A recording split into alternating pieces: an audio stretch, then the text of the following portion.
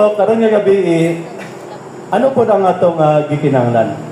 No? Kita nga mga katawan, ano man ang atong gikinahanglan po, labi na sa atong espiritual. Kaya ano man, karong nga panahon na kinahanglan po ta o mensahe po no, sa gitawag, mensahe sa paglaom. No? Paglaom, labi na atong panahon karon, makita nato no, ang ano ni, Israel kag Amerika, na combined power na no, giatake ang Iran. So daw mawad-an ta palaong ba? Do asa na ni padulong ang kalibutan. Kaya ang mga nasod nga Middle East gipang bumbana po to mga kampo sa Amerika. So nagkadamay-damay na no. Kaya ang Amerika tuod mga kotoran, nasulat po na tagna po na siya sa Bible gitpod. So kada nga gabi ato tanawon no, ano ning mensahe sa tatlo ka mga anghel? No, kay kining tatlo ka mga anghel nasa mensahe nga paglaom no para sa ato nga tanan. Kag siling diri sa pinadayag 14 nagisgot ni sa tatlo ka mensahe sa tatlo ka anghel. Labi na sa ato karon nga panahon no, so laing panahon. Ano ni siya nga mensahe?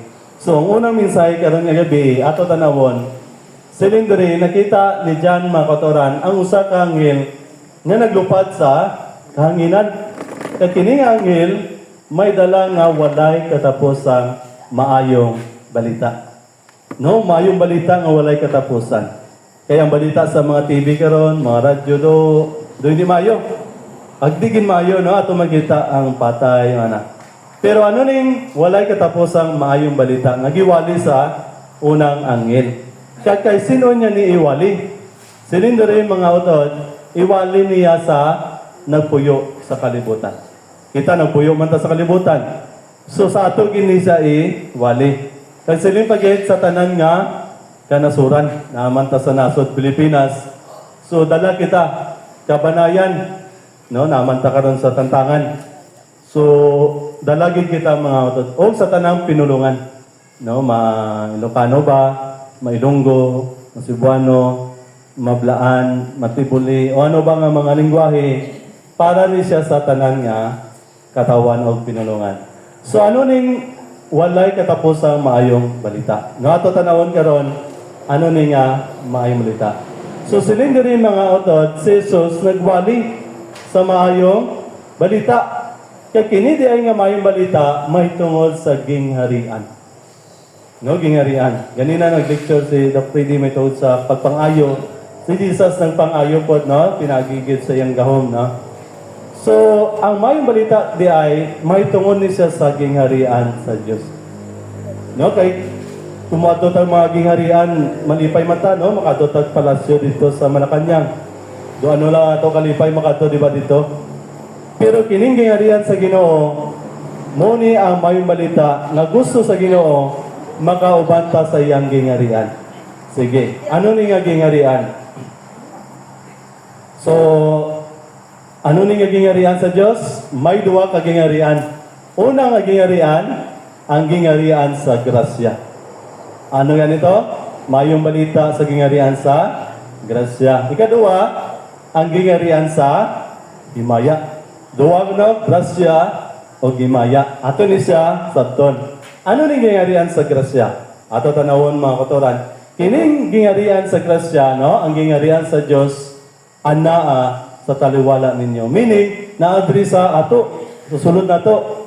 Kay kini nga gingharian, dili ta pwede mo ingon nga, na dito, ato adito, dili. Din daw siya, ang paghari sa Diyos, anaa sa sulod ninyo. Muni ang gingharian sa grasya, anaa sa sulod nato. Ano pag yun? Muni si Jesus Christ, no? Sige, padayon kita. So, ang mayong balita, mga kautoran, nagahatod ni siya sa kaluwasan sa matagusa nga nagtuo. Mo di ay gitawag sa gingharian sa grasya kay anuman maghatag siya kaluwasan.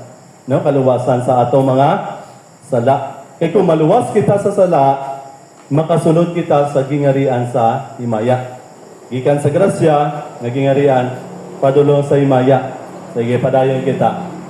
So kini nga grasya nga gingharian sa grasya mao si Jesus Christ. Nga nagpakamatay dito sa cross o nagbayad sa ato mga sala. Nga naman, dili man ta kabayad sa atong sala. Kay kung kita ang magbayad, mamatay man ta. So si Jesus Christ ang nibayad. So ano yung gihimo? Siling diri mga katuran, dili ikaulaw ni Pablo ang paambit sa maong maayong balita. Nga naman, kay kini ang gahom sa Dios. So may gahom kining maayong balita, no, sa grasya sa Ginoo. Nganong may gahuman kini ato tanaw, no? Ang gahom niini mga katuran, mao ang nagluwas kanato. Nagluwas kanato, no? Padulong dito sa kinabuhi sa sala, padulong sa bag-o nga kinabuhi diha kang Kristo Jesus. Nga diin gitawag siya grasya nga gihatag kanato diha kang Kristo Jesus. Pag siling gani grasya, may bayad? Wala. Wala, libre. Gigrasyahan ka, no? Gigrasyahan ta mga kauturan. Gani ang Ginoo ng siling sa Biblia, bisan ano pa ang atong sala, kung kita maginuso sa atong sala, grasyahan ta sa Ginoo sang kaluwasan. No? Sa kaluwasan. So, buwas, natay quiz, no? So, inyong panon ni karon, natay quiz, buwas, no? Sige, padayon kita. So, ato tandaan mga kauturan, nga ang atong manluluwas, mao si Kristo Jesus. Muni siya ang grasya sa Dios. Nga imbis kita ang mabayad sa atong sala, ang nibayad sa atong sala, mauna si Jesus Christ. Nga naman, dili gusto si Jesus Christ, mga matay ta. No, gusto niya nga, mabuhi ta. Dili lang kay basta mabuhi lang pila lang katuig. Kundi ka nang wala nagay kamatayon nga, kinabuhi. Mo kini ang maayong balita. Ang kinabuhi ni Jesus, ang iyang kamatayon, o ang iyang pagkabanhaw. Sige, padayon kita mga kauturan. So, ato na nakita na ang imaya sa ang gitawag ngarian sa grasya. Nga pinagi kini kay Jesus Christ, no? Sa iyang grasya sa ato. Karon ato tanawon ang gingarian sa himaya. Human sa grasya, padulong dahil ni sa himaya. Siling diri mga kauturan, nga alang niini siya nagtawag kaninyo sa unsaman sa among maayong balita. Di ba? Mayong balita man tatong isgutan. O kining mayong balita, mao ang himaya sa atong Ginoong Hesukristo. Himaya na.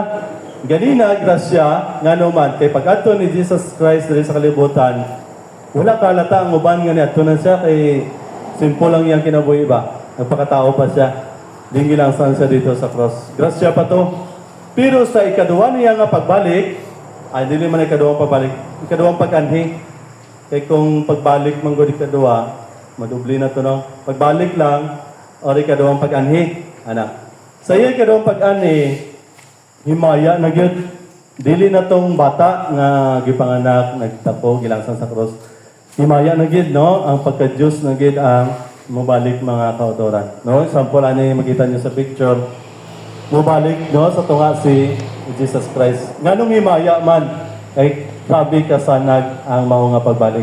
Kag nganong himaya man kay tanang manulunda sa langit muattend ana nga pagbalik. Kag nganong himaya man mga kautoran ato tanawon. Kay kining himaya mga kautoran mao ang paglaom nga gitagana alang kaninyo. Meaning ani kanato tanan. Asa man siya sa langit. O mao kini ang mayong balita. No ganina grasya, dawaton nato ang grasya sa Ginoo. Padulong day na siya sa himaya, no? Sa himaya naging harian. Kag imagine mga kautoran, kung dalon na ta dito sa langit, ang kada isa sa ato tagaan sang corona sa kinabuhi. Diri sa kalibutan, sino lang pwede makadawat og corona? Mga Miss Universe lang. Kag basta makadawat ka ato, dagan ko na sila, damo ko na sila ga kompetisyon. Pero isa lang makadawat atong pinaka-corona gid. Pero dito sa langit, mga utod, no, pagbalik sa Ginoo, dalon kita sa langit, kada isa tagaan gyud og corona. Kay kana nga corona sa himaya. Corona sa kinabuhi. So ana siya no? Ano ba gid? Kag siling diri mga utod nga si Jesus Christ nag-andam og daghang puloy-anan. Nag-prepare siya og daghan kayo o damo nga puloy-anan dito sa langit. Sa English na mansion. no? Sa kada isa na i-mention giandam ang Ginoo. Ano pagit ang gisilindri? Mag-anis ako pag-usab si Jesus Christ nga naman kuwaon niya kita. Kuwaon ta sa Ginoo. Din ta dalon sa Ginoo. Pagbalik niya. Din ta dalon.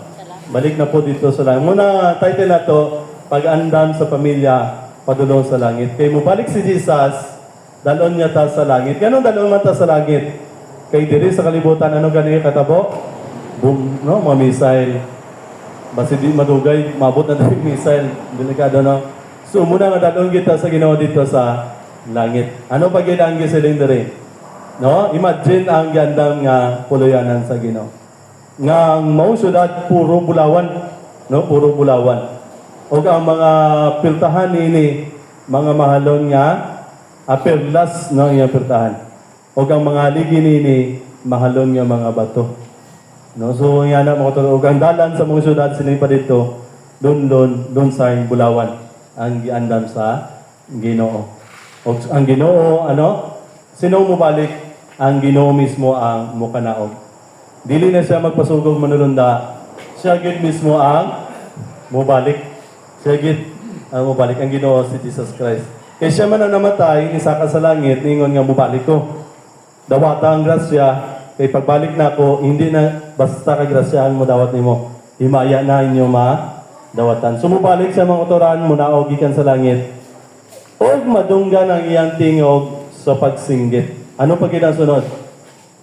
Uman pagsinggit. Ang nangamatay nga mituo kang Kristo, anong imon sila banawon o una. So naagali pagkabanhaw. Napamuhi na ilan nga nangamatay. Katong nangamatay nga nagtuo sa Ginoo, sa pagbalik sa Ginoo, banawon galito sila balik. Buhiyon balik. Then ang mga buhi, anak mga kotoran, anong may tabo sa mga buhi? Kitang mga buhi pa niya ng panahon na, kalit lang nga kuwaon uban kanila dito sa kapanganuran sa pagsugat sa Ginoo. So mga patay, banawon, ang mga buhi, muuban sa mga nabanaw, musugat sa Ginoo. Unsay sunod nga may tabo? O bulahan o balaan ang may sali sa unang pagkabanaw. Nga naman, kay magahari sila uban ni Kristo sa usa ka libo ka tuig dito sa langit. Human sa usa ka libo ka tuig, unsay sunod? Ana, makita nato mga kotoran ang bag-ong langit o ang bag-ong yuta. Ano pa gid ang sunod, no? Sa bagong langit, bagong yuta. O nakita ko ang balang syudad, ang bagong Jerusalem. Sa Jerusalem karon mga utod, ginasulayan nila yang itukod balik ang ikatulong templo sa Jerusalem dito sa Israel, nasa Israel. Ginasulayan karon sa mga Israelites nga i-rebuild balik ang temple. Muna nga may gubot, kabantay mo anong may gubot. Isa po na sa rason nga nung naigobot, kaya di mo sugot ang napo dito nga nagapatindog sa atong dome bodyo dito. Dili mo sugot ang nagimo atong dome nga patukuran og bagong temple sa Jerusalem. Kay kaduwa naman na bungkag ang Jerusalem. No, sa time ni Solomon, gipatukod niya, gibungkag sa Babylonia. Sa time na pod sa mga Israelites, gipatukod nila to balik. Naabot to sa time ni Jesus nga may temple pa to. Pero gibungkag to sa Roma, sa panahon sa mga Romano, gibungkag to. O karon nilang ginatingwa gyud nga mahimo ay katulong Jerusalem nga temple ba? Ginatingwa nila. Pero sa inyo na mahimo na hindi. Hindi mahimo mga otoran. Nga naman una, ginapugnan pod sa mga gahom dito. Ikaduwa, kay morning tinuod nga Jerusalem. Kung kita sa New Jerusalem o bagong Jerusalem nga inaog sa Ginoo. Wala na ikatulong templo, kaya wala na may natagna nga ikatulong templo. Ang sunod na nga Jerusalem o templo mga toran, atong dito nagid sa langit. Nga dili taong nagimo sining sa Ginoo, apan ang Dios mismo ang nagimo. So gabay no, kini nga mensahe mga utod, magapadasig sa inyo tanan nga atong andamon atong pamilya nga magaubanta sa gingarian sa himaya. Amen. Ang Ginoo magapanalangin sa inyo tanan.